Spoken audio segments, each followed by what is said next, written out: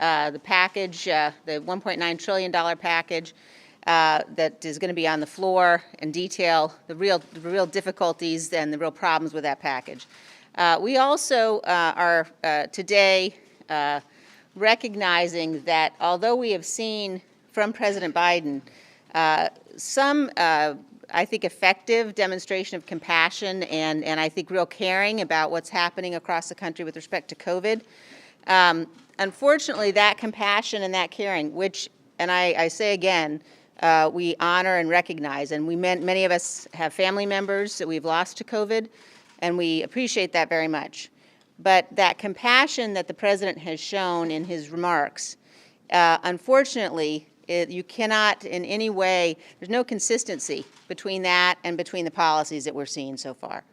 And so when you look at things like the executive orders, and in particular, the cancellation of the Keystone Pipeline, the executive orders banning oil and gas drilling on federal lands, those executive orders are nothing short of heartless.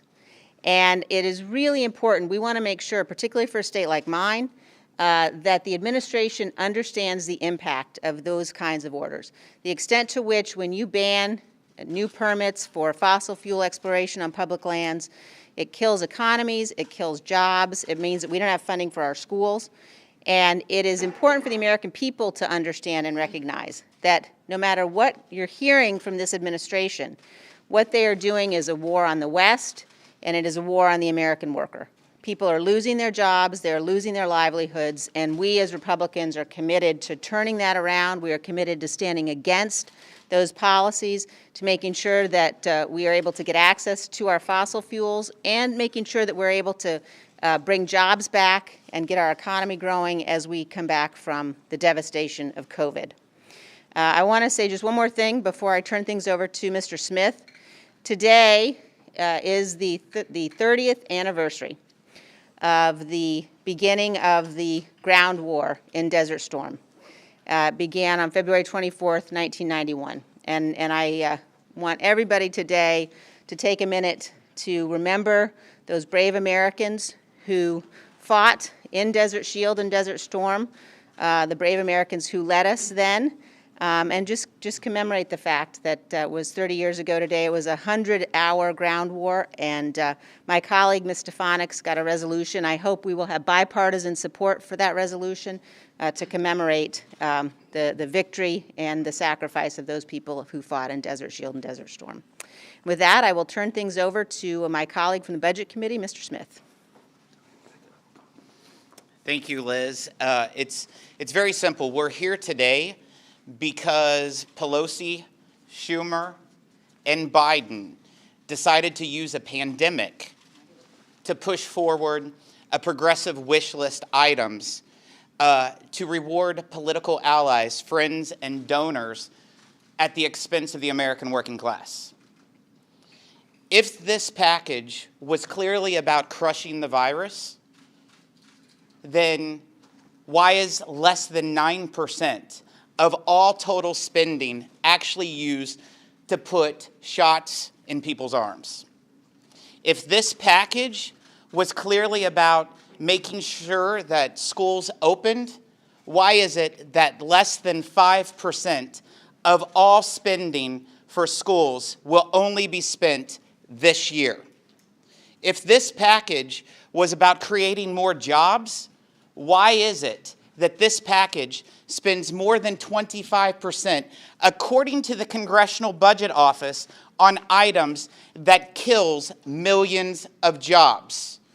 If this package was not a progressive wish list, why does it spend hundreds of millions of dollars on pet projects in New York City and in San Francisco, like bridges and trailways? If this package was truly about helping all Americans, why did they change the bipartisan budget formula used in all the other COVID packages to reward the blue state governors? One governor that's being recalled and another governor that hid disclosure of how many deaths that were in nursing homes.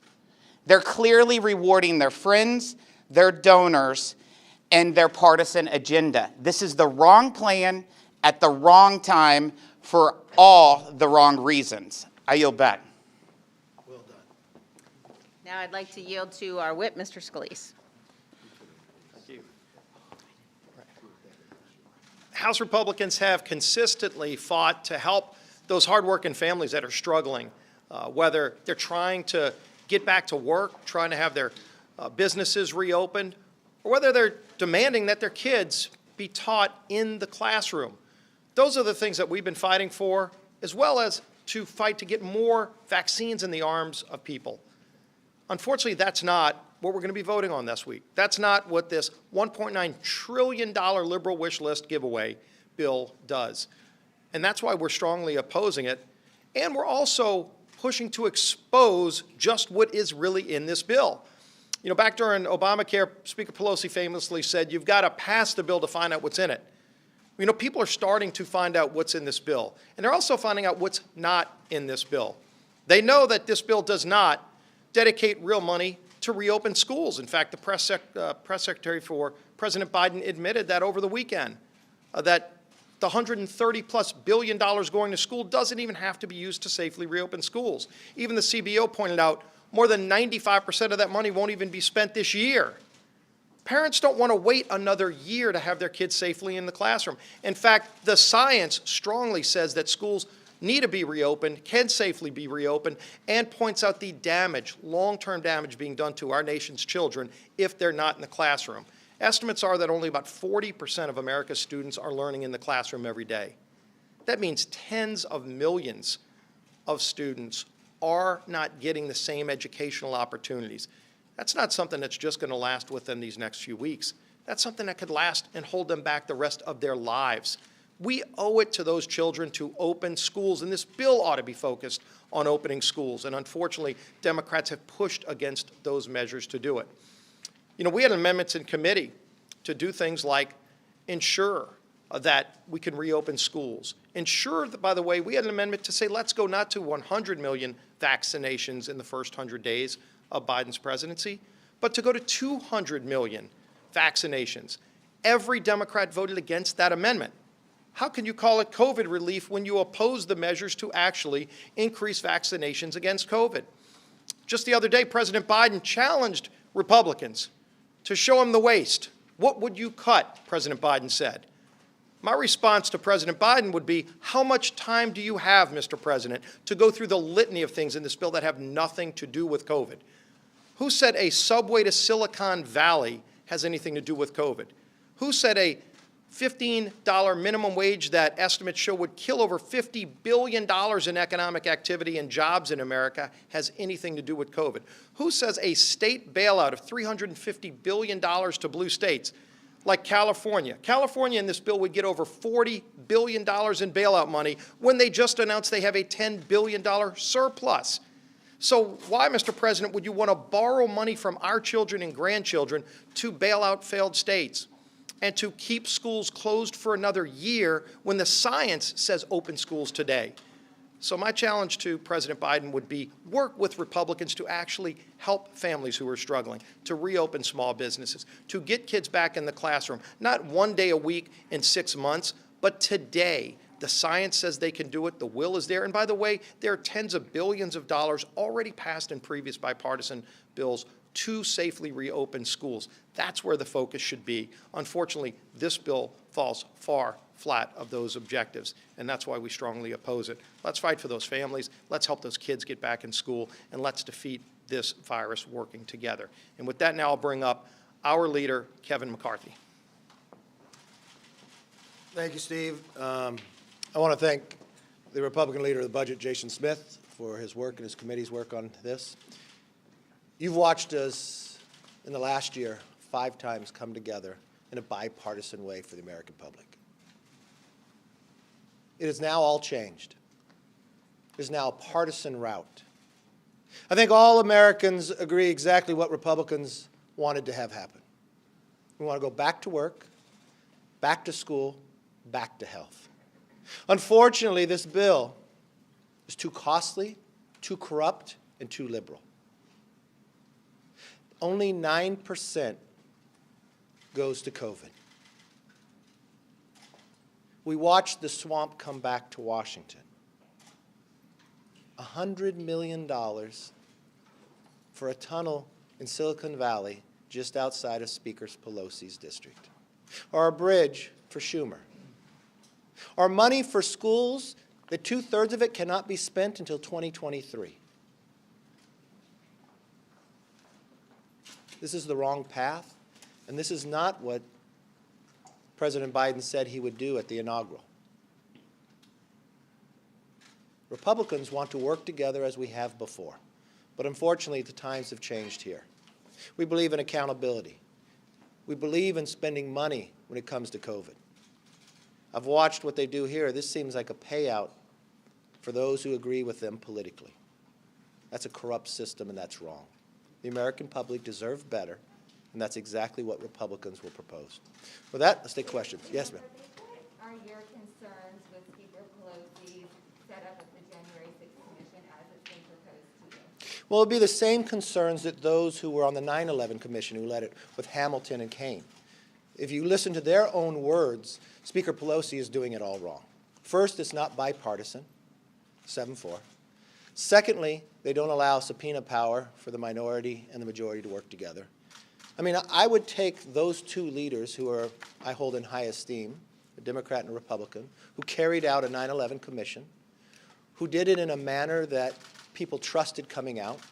I mean, when I look at the first actions the Speaker has taken with their own general to look at what has went on, and you look at his tweets and others, it seems most of this is politically driven, and it seems like she's setting up a system to fail. And that's not from my words. Those are from those who headed up the 9/11 commission. Mine was very clear, 3 simple things. It has to be equal, 50-50, Republican, Democrat appointed. It has to be equal, just like on 9/11, the power of subpoenas, of which way we go.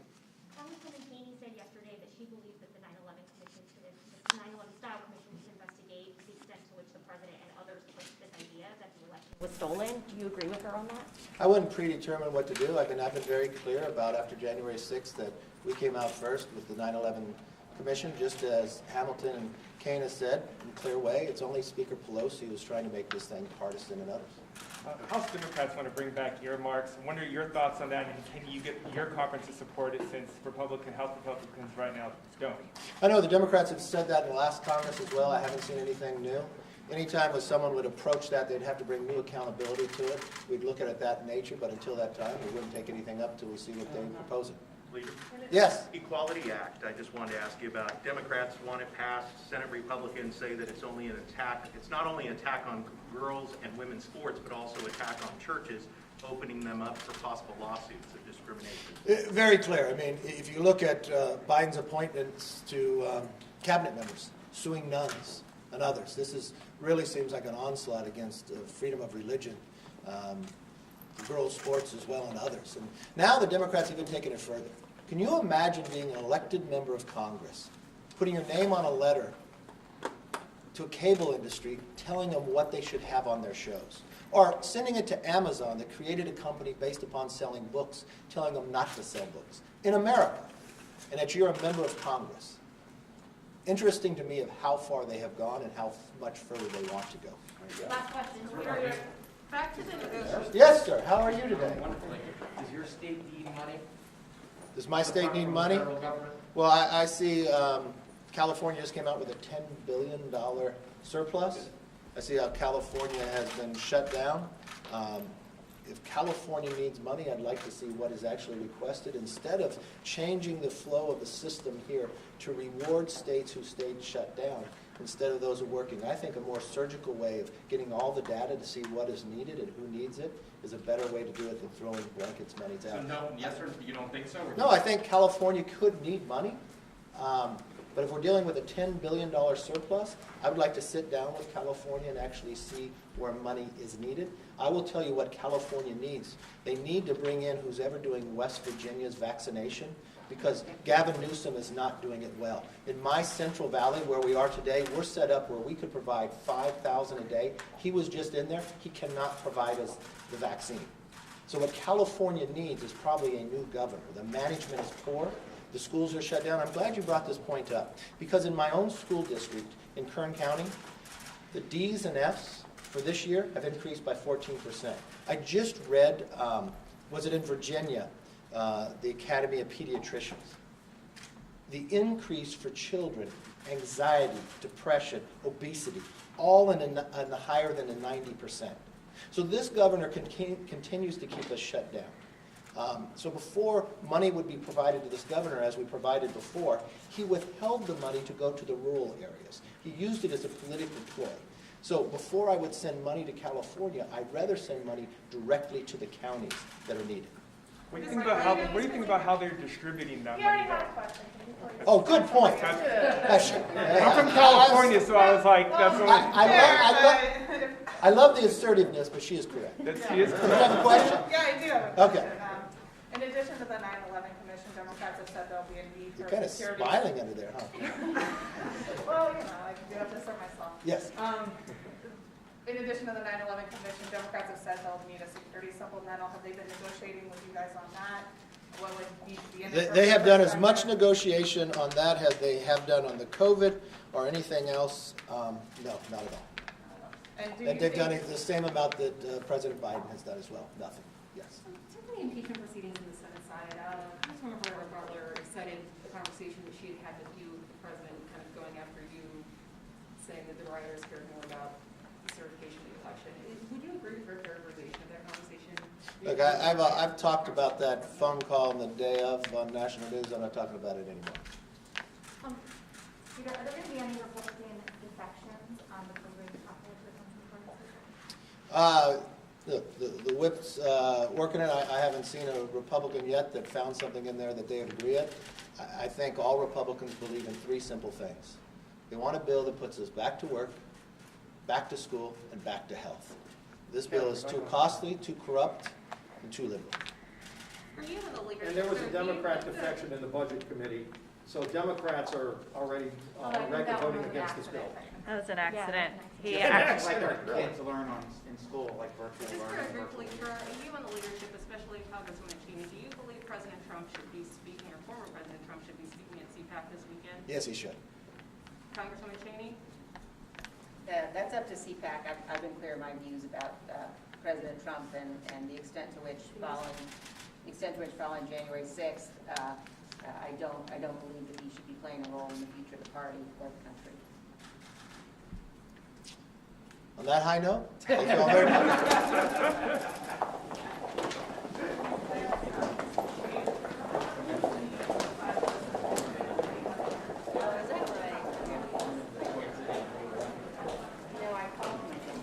I was only going to ask. Thank you. That was all I was going to say.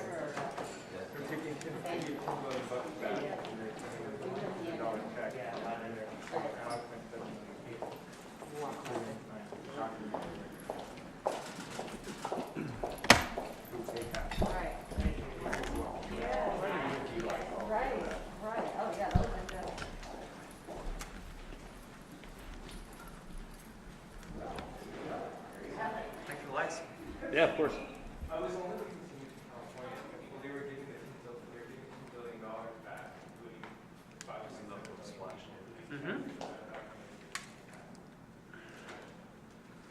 Came in, did all the work, everybody else benefited. First one here, last one.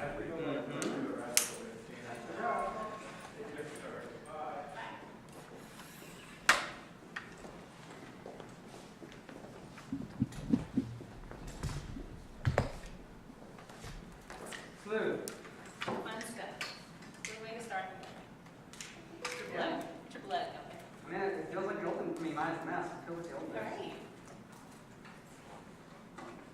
So we smartened up and I demanded to Sparks, I'm like, hey, we have a multi-million-dollar studio that we only use once a week.